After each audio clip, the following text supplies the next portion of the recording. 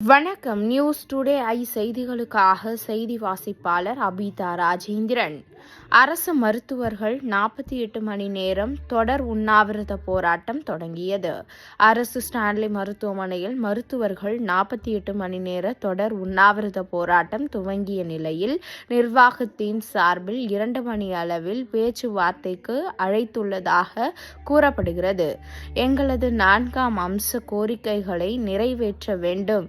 நிறைவேற்றும் வரை தொடர் உண்ணாவிரத போராட்டம் நீடிக்கும். மருத்துவர்கள் எண்ணிக்கை அதிகரிப்பு, ஊதிய உயர்வு போன்ற கோரிக்கைகளை உடனே நிறைவேற்ற வேண்டும் என மருத்துவர்கள் கோரிக்கை.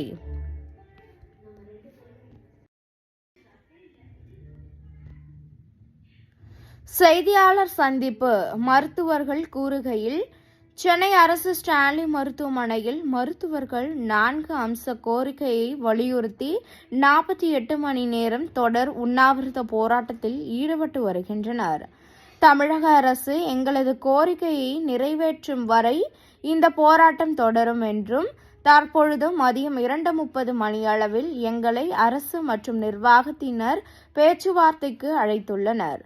பேச்சுவார்த்தைக்கு 4 பேர் மட்டுமே செல்ல இருக்கிறோம். மீதமுள்ளவர்கள் இங்குதான் தொடர் உண்ணாவிரத போராட்டத்தில் ஈடுபடுவார்கள். தங்களுக்கு ஊதிய உயர்வு, மருத்துவர்கள் எண்ணிக்கை அதிகரிப்பு, மருந்திற்கான படி 3000 வழங்குதல் உள்ளிட்ட கோரிக்கைகளை வலியுறுத்தி போராட்டத்தில் ஈடுபட்டு வரும் மருத்துவர்கள் பேச்சுவார்த்தைக்கு பின்பு எங்களது அடுத்த கட்ட நடவடிக்கையையும் தெரிவிப்போம் என்று கூறினார். இது பிறவி குணம், அதை மாற்ற முடியாது. அதனால் நம்ம இக்னோர் பண்ணுறதுன்னு ஒன்று இருந்தாலும், ஒரு ஸ்ப்ளெண்டர்னு சொல்கிறதுக்கு என்ன தகுதி இருக்குது? ஸ்ப்ளெண்டர்னா ஒரு சிறிய கூட்டத்தை கொண்டது தான் ஸ்ப்ளெண்டர்னா இருக்கும். அதே மாதிரி பார்க்கும்போது 15,500 மருத்துவர்களுக்கு எல்லோரும் இவங்கெல்லாம் பணிக்கு வரல அப்படின்னு அரசே ஓப்பனாக ஸ்டேட்மெண்ட் கொடுத்தது அவுட் ஆஃப் 18,000 டாக்டர். ஸோ அப்படி பார்க்கும்போது அந்த 15,500 டாக்டரை கொண்ட இந்த பாக்டா அமைப்பு தான் மிக பெரும்பான்மையான மருத்துவருடைய ரெகக்னிஷன் சங்கம். இது மருத்துவருடைய ரெகக்னிஷன் சங்கத்தை ஒரு அரசினுடைய ரெகக்னிஷன் சங்கமாக இருந்து கொண்டிருக்கின்ற ஒரு போலி சங்கம் தொடர்ந்து ஸ்ப்ளெண்டர் சொல்வதை வன்மையாக பாக்டா சார்பாக நாங்கள் கண்டிக்கிறோம். அவர் தொடர்ந்து இதே மாதிரி பண்ணால், என்னை பொறுத்தவரை நான் தனிப்பட்ட முறையில் சொல்லணும்னா, அவர் சென்னைக்கு வருகின்ற சார் மிக அருமையாக செவிகளுக்கு உலக அரசியலை இளம் மருத்துவர்கள் உட்பட அனைவரும் எளிதில் புரிந்து கொள்ளும் வண்ணம் மருத்துவத்துறையில் எத்தகைய பன்னாட்டு அரசியலின் தாக்கம் இருக்கிறது என்பதை இவ்வளவு நேரம் எடுத்துரைத்தார்கள். அனைத்து அரசு மருத்துவர்கள் சங்கங்களின் கூட்டமைப்பு பாக்டா, அதாவது இது எப்படி சொல்லணும்னா, பாக்டானா உண்மையான அரசு மருத்துவர்களுக்கான ஒரு கூட்டமைப்பு.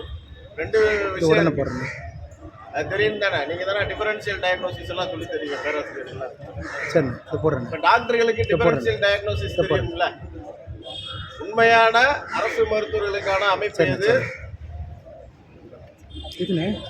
அப்புறம் நான் சொல்லட்டுமா, தன்னுடைய சுய தேவைகளை பூர்த்தி செய்து கொள்வதற்கான ஒரு அமைப்பு ஒன்று இருக்கு. 2 அமைப்பு இருக்கு. இதுல 2 அமைப்புல உண்மையான அரசு மருத்துவர்களுக்கான கூட்டமைப்பு பாக்டா, அதுல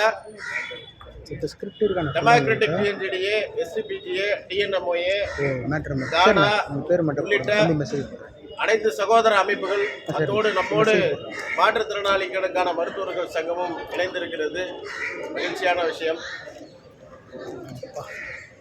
இதே கூட்டமைப்பு தான் கடந்த 2018ஆம் ஆண்டிலிருந்து, அது நாம் டாக்டர் என்று வைத்த பொழுது 6000 மருத்துவர்களை திரட்டியதாக இருக்கட்டும். அதன் பிறகு 2019 சென்னை ராஜீவ்காந்தி அரசு மருத்துவமனையில் காய்ச்சல் தடுப்பு பணிகள், அவசர சிகிச்சைகள் உள்ளிட்ட மருத்துவர்கள் ஒரு 5000 பேர் நீங்களாக 15,000 மருத்துவர்கள் தமிழ்நாடு முழுவதும் நாம் மேற்கொண்ட அந்த உண்ணாவிரத போராட்டம், அதற்கு அடுத்தபடியாக நாம் தொடங்கிய பணி புறக்கணிப்பு போராட்டம், புறநோயாளிகள் புறக்கணிப்பு போராட்டம் உள்ளிட்ட 10 போராட்டங்கள். அதாவது மருத்துவத்துறை வரலாற்றில் மருத்துவர்கள் இவ்வளவு கடினமாக போராடிய வரலாறு அனைத்து அரசு மருத்துவர்கள் சங்க கூட்டமைப்பு மட்டும்தான் இருக்கிறது, வேற யாருக்கும் கிடையாது. நீங்க என்கரேஜ் பண்ணுங்க, நீங்க கை தட்டிங்க. ஏன்னா நீங்க தான் இந்த வரலாற்றில் இடம் பிடித்தவர்கள். இந்த கூட்டமைப்பை சேர்ந்தவர்கள் எந்த ஒரு வேறுபாடும் இல்லாமல் நான் அந்த அமைப்பை சேர்ந்தவன் இந்த அமைப்பை சேர்ந்தவன் யாருமே இல்லை. எல்லாமே ஒரு கூட்டமைப்பாக ஒரு குடும்பமாக அன்றைய தினம் இன்றும் எனக்கு ஞாபகம் இருக்கிறது.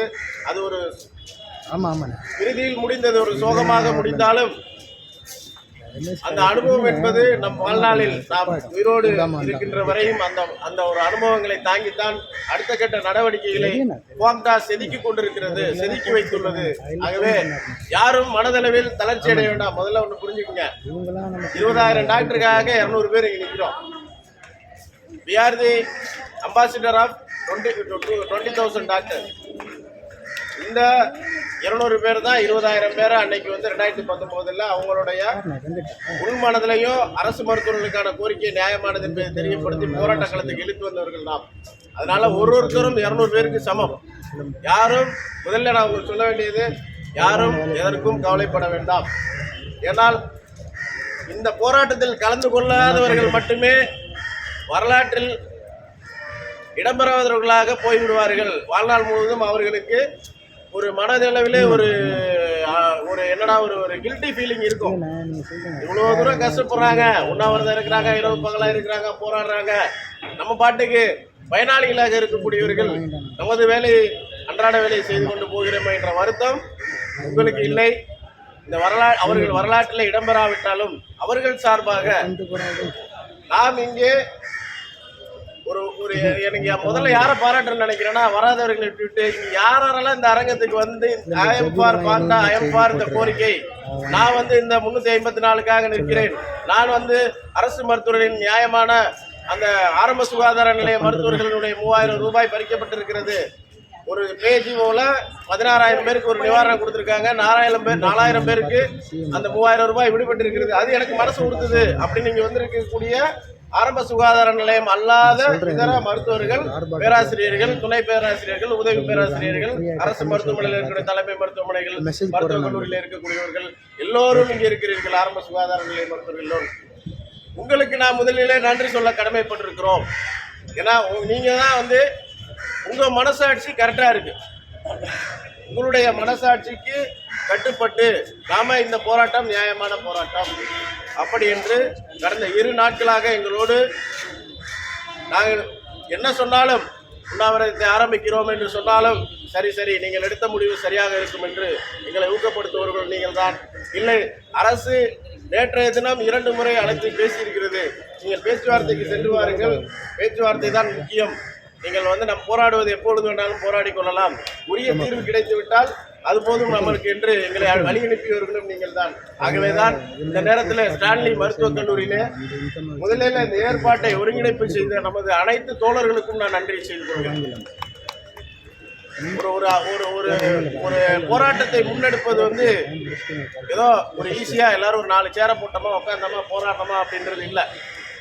அதில் இருக்கக்கூடிய சட்டபூர்வமான அணுகுமுறைகள், அதாவது இன்னும் என்ன சொல்லணும், அலுவல் ரீதியான அணுகுமுறைகள், அரசு நம்மை எப்படி கையாளும் என்பது பல்வேறு கோணங்களில் நாம் சிந்திக்க வேண்டும். நேற்று இரவு மட்டும் இந்த போராட்டத்தை தக்க வைத்துக் கொள்வதற்கு நாம் எத்தகைய முயற்சிகளில் ஈடுபட்டோம் என்பது இரவிலே இருந்த அனைவருக்கும் தெரியும். கண்டிப்பாக அழுத்தங்கள் இருக்கும். அழுத்தங்கள் இல்லாமல் நாம் எந்த விதமான போராட்டத்தை நடத்தி விட முடியாது, எந்தவித கோரிக்கையும் வென்றெடுத்து விட முடியாது.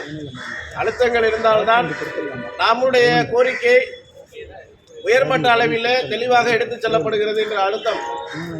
அதற்காக அந்த அழுத்தத்தை இன்னும் கொடுக்க வேண்டும், அவ்வளவுதான். அந்த அழுத்தத்தை கொடுப்பது நீங்க இங்க இருக்கிறவங்க மனசாட்சி கட்டுப்பட்டு எல்லாரும் கரெக்டா இருக்கிறீங்க, அதை பத்தி ஒன்றும் பிரச்சனை இல்லை, சரிங்களா?